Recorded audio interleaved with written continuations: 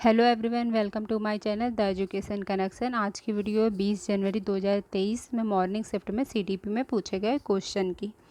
तो आप चैनल को सब्सक्राइब कर लीजिए। जितने भी ऑनलाइन पेपर हुए हैं मैं अपने चैनल के माध्यम से सारे उन पूरे करवाऊंगी। तो चलिए, पहला क्वेश्चन सीडीपी में 20 जनवरी को पूछा गया था। क्वेश्चन है, विकास का शीर्षगामी सिद्धांत क्या कहलाता है। ऑप्शन है पहला, विकास दर सभी संस्कृतियों में एक समान होता है। विकास अनिरंतर होता है। विकास सिर से पैर की तरफ बढ़ता है। चौथा है, विकास केंद्र से बाहर तरफ होता है। तो इसका सही ऑप्शन है तीसरा, विकास सिर से पैर तरफ बढ़ता है। नेक्स्ट है, निम्न में से कौन सा स्थूल गति कौशल का उदाहरण है। ऑप्शन है पहला, फुटबॉल को धकेलना। दूसरा, सुई में धागा पिरोना। तीसरा है, लिखने के लिए पेंसिल पकड़ना। चौथा है, धागे में मोती पिरोना। तो स्थूल गति कौशल का पूछा है, ग्रॉस मोटर का। तो इसका राइट ऑप्शन है पहला, फुटबॉल को धकेलना, जिसमें बॉडी का पूरा यूज़ हो रहा है। नेक्स्ट है, अभिकथन ए, विद्यालय बच्चे के समाजीकरण में एक महत्वपूर्ण भूमिका निभाता है। सही है। धार्मिक संस्था समाजीकरण की प्राथमिक कारक है। प्राथमिक हमारा परिवार होगा, तो ये गलत है। तो इसका सही ऑप्शन है तीसरा, ए सही है लेकिन आर गलत है। नेक्स्ट है, जीन पियाजे के संज्ञानात्मक सिद्धांत के अनुसार किस चरण पर बच्चे जटिल समस्याओं के समाधान में तर्क का इस्तेमाल करने में सक्षम हो जाते हैं। ऑप्शन है पहला, संवेदीगामक। दूसरा, पूर्व सक्रियात्मक। तीसरा, मूर्त सक्रियात्मक। चौथा, औपचारिक सक्रियात्मक। तो राइट ऑप्शन है इसका चौथा, औपचारिक सक्रियात्मक, फॉर्मल ऑपरेशनल। नेक्स्ट है, बच्चे जब नई जानकारी से सामना करते हैं तब वे अपनी मानसिक संरचनाओं स्कीमा का संशोधन कर लेते हैं। जीन पियाजे के शब्दावली में यह प्रक्रिया क्या कहलाती है। पहला, अनुसरण। दूसरा, समायोजन। तीसरा, समावेशन। चौथा है मौखिकीकरण। तो राइट ऑप्शन है दूसरा, समायोजन। नेक्स्ट है, निम्न में से किस संप्रत्यय की व्याख्या लेव वाइगोत्स्की ने नहीं की थी। ऑप्शन है पहला, सामाजिक अनुबंधन अभिविन्यास। दूसरा, समीपस्थ विकास का क्षेत्र। तीसरा, निजी वाक। चौथा है बाढ़। राइट ऑप्शन है पहला, सामाजिक अनुबंध अभिविन्यास।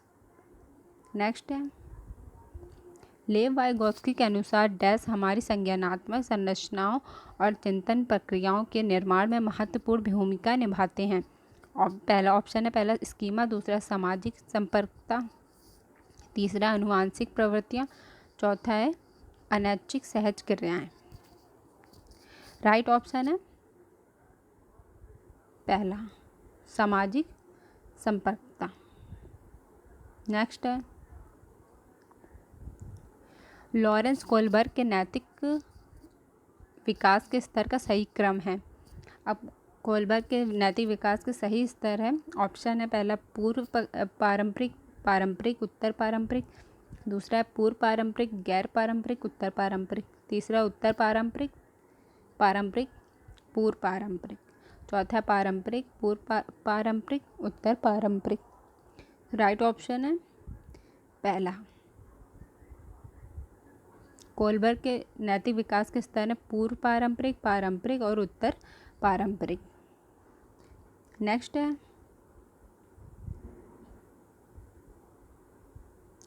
प्रगतिशील शिक्षा सुझाती है कि डैश शैक्षिक नियोजन का केंद्र होना चाहिए।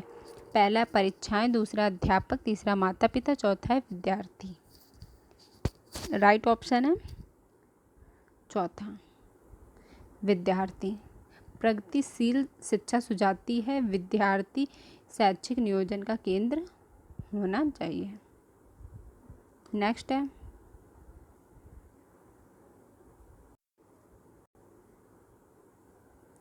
हावर्ड गार्डनर के अनुसार एक अच्छा कवि और लेखक होने के लिए एक व्यक्ति में किस प्रकार की बुद्धि होनी चाहिए। पहला अंतःवैयक्तिक, दूसरा भाषाई, तीसरा है शारीरिक गतिक संवेदी, चौथा है दिशाई। राइट ऑप्शन है दूसरा भाषाई। हावर्ड गार्डनर के अनुसार अच्छा कवि लेखक होने के लिए अच्छी भाषाई बुद्धि होनी चाहिए। नेक्स्ट है अभिकथन ए। एक अध्यापिका को अपने विद्यार्थियों को दी गई समस्या पर काम करते हुए अपने विचारों का मौखिकीकरण करने के लिए प्रोत्साहित करना चाहिए। आ रहा है भाषा और सोच का विकास एक दूसरे से स्वतंत्र रूप में होता है। ऑप्शन है पहला ए आर दोनों सही, आर ए की सही व्याख्या, दूसरा ए आर दोनों सही है लेकिन आर ए की सही व्याख्या नहीं है, तीसरा ए सही लेकिन आर गलत है, चौथा ए आर दोनों गलत है। तो सही ऑप्शन है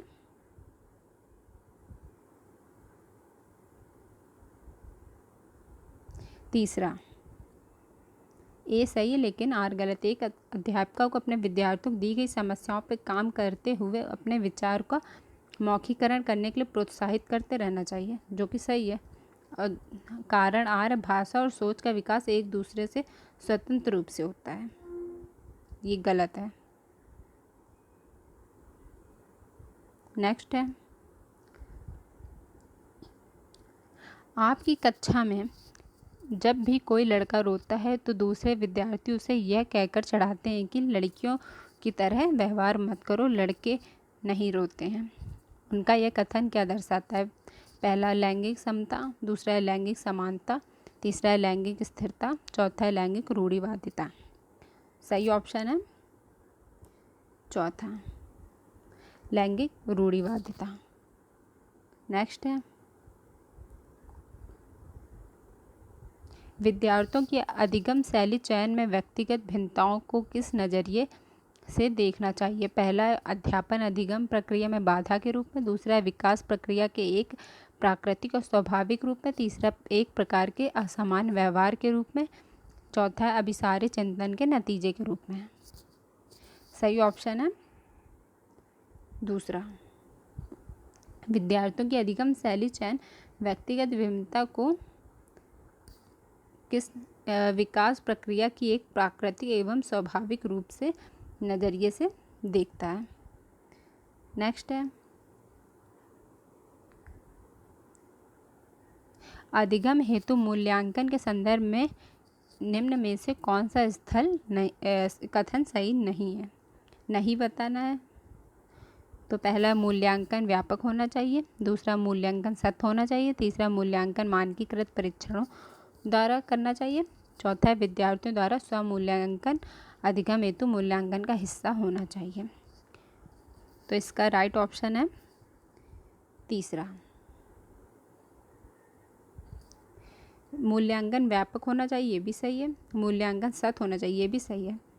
निगेटिव है ये मूल्यांकन मानकीकृत परीक्षणों द्वारा करना चाहिए, जो कि गलत है। मानकीकृत परीक्षणों द्वारा नहीं करना चाहिए। नेक्स्ट है शिक्षक द्वारा पूछे गए निम्नलिखित में से कौन सा प्रश्न बच्चों में रचनात्मक और समस्या समाधान दृष्टिकोण को बढ़ावा देते हैं?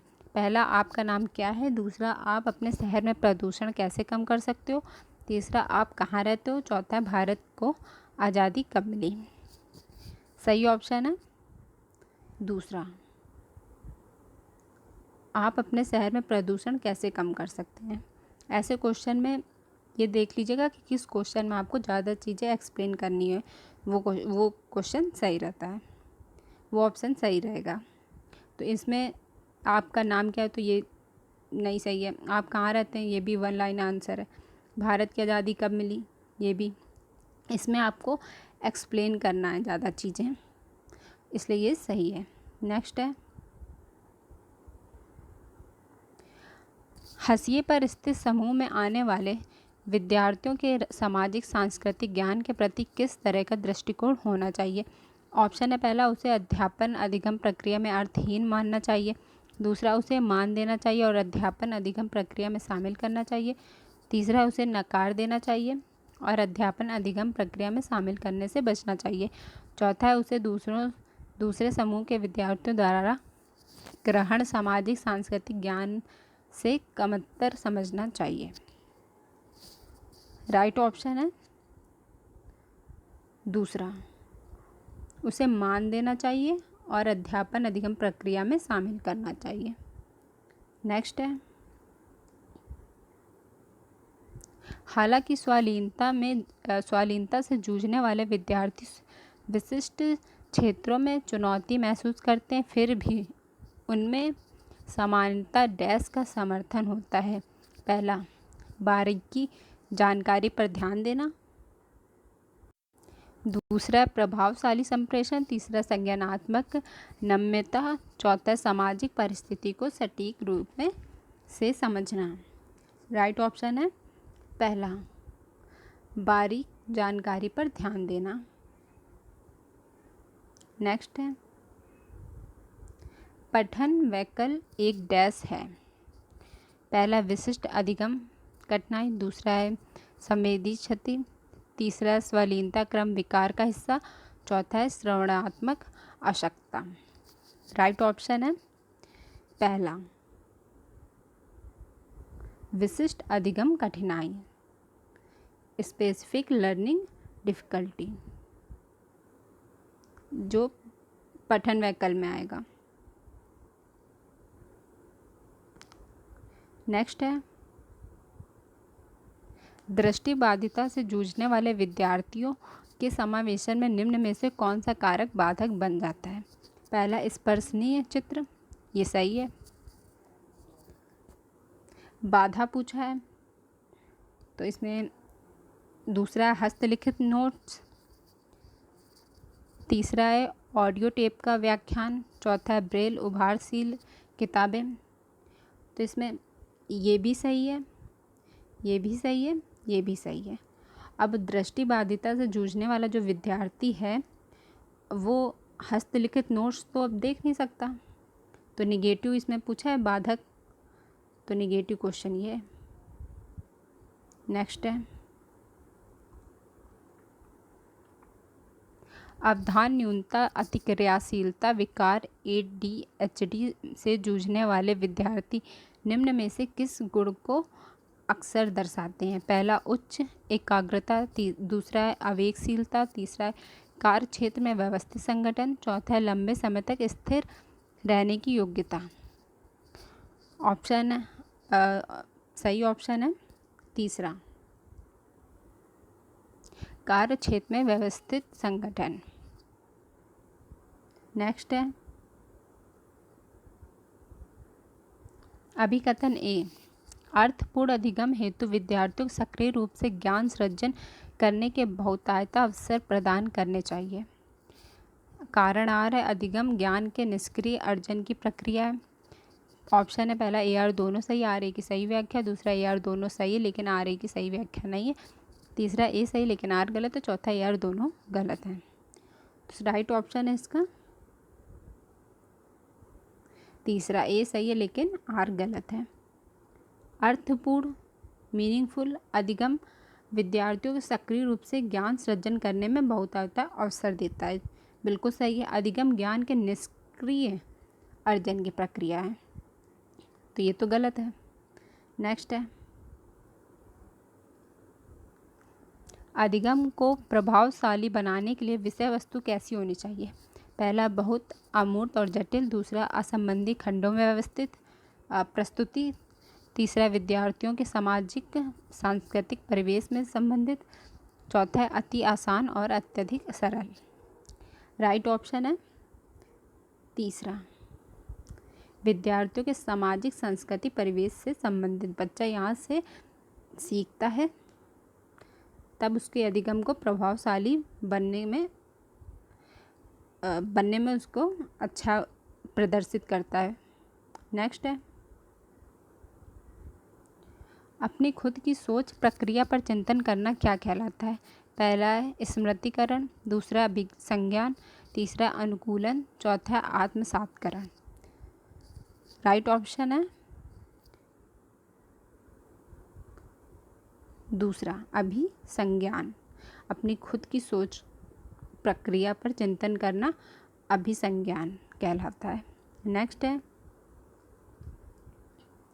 अधिगम के सामाजिक संरचनावादी उपागम के अनुसार निम्न में से कौन सा तरीका अर्थपूर्ण अधिगम के लिए प्रभावशाली नहीं है? पहला स्वपहल अन्वेषण, दूसरा चर्चाओं में सक्रिय भागीदारी, तीसरा खोजी अधिगम, चौथा निष्कर्ष अनुसरण।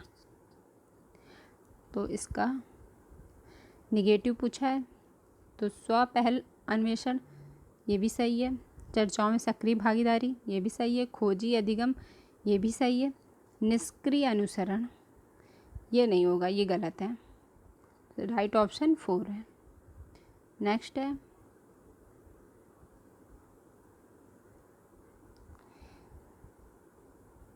विद्यार्थियों में समस्या समाधान कौशलों के विकास के निम्न में से किसे बढ़ावा देना महत्वपूर्ण है? पहला प्रक्रियात्मक स्थिरता, दूसरा अभिसारी चिंतन, तीसरा अपसारी चिंतन, चौथा आत्मकेंद्रिता। इसका सही ऑप्शन है अपसारी चिंतन। विद्यार्थियों में समस्या समाधान कौशल के विकास के लिए बढ़ावा देता है अपसारी चिंतन। अभिसारी और अपसारी चिंतन बच्चे कन्फ्यूजन होते हैं। अभिसारी चिंतन जहाँ जब भी आए तो ये निगेटिव ही रहता है। नेक्स्ट है विद्यार्थियों द्वारा ग्रहित वैकल्पिक अवधारणाओं से अध्यापक को किस प्रकार निपटना चाहिए? पहला उन्हें अनदेखा कर देना चाहिए क्योंकि वे अवधारणाएं अत्यंत गलत त्रुटिपूर्ण होती है। दूसरा उन्हें ठीक तरह से समझना चाहिए क्योंकि वे अधिगम प्रक्रिया महत्वपूर्ण होती हैं। तीसरा है उनसे कठोरता से निपटना चाहिए क्योंकि वे अत्यधिक तर्कहीन चिंतन का परिणाम है। चौथा उन्हें बढ़ावा देना चाहिए क्योंकि वे विद्यार्थियों के नामीकरण के लिए महत्वपूर्ण हैं। राइट ऑप्शन है दूसरा, उन्हें ठीक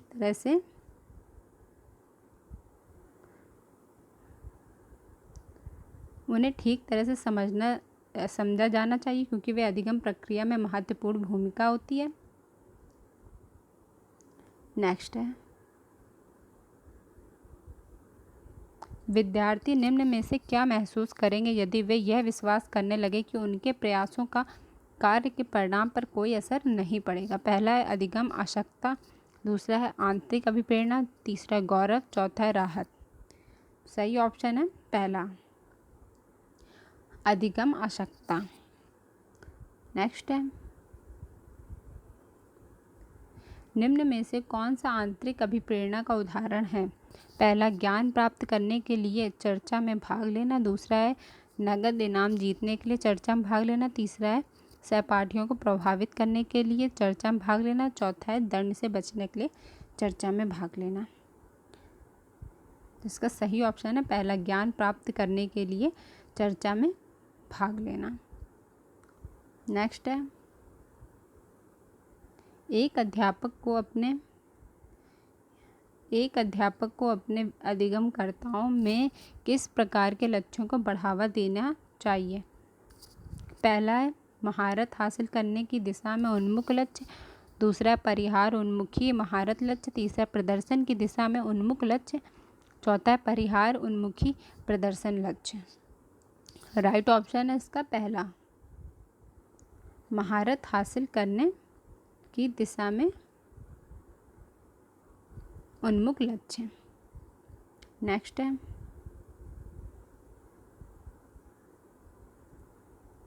विद्यार्थियों में निम्न में से किस कौशल को बढ़ावा नहीं देना चाहिए? पहला है अभिसंज्ञान, दूसरा चिंतन, तीसरा सृजनात्मकता, चौथा अधीनता उन्मुखी। तो इसका सही ऑप्शन है चौथा अधीनता उन्मुखी। नेगेटिव पूछा है नहीं है। तो ये 30 क्वेश्चन पूरे हो गए जो मॉर्निंग शिफ्ट में 20 जनवरी 2023 में पूछे गए थे। और चैनल को सब्सक्राइब कर लीजिएगा वीडियो पसंद आए तो। और वीडियो के लिए थैंक यू।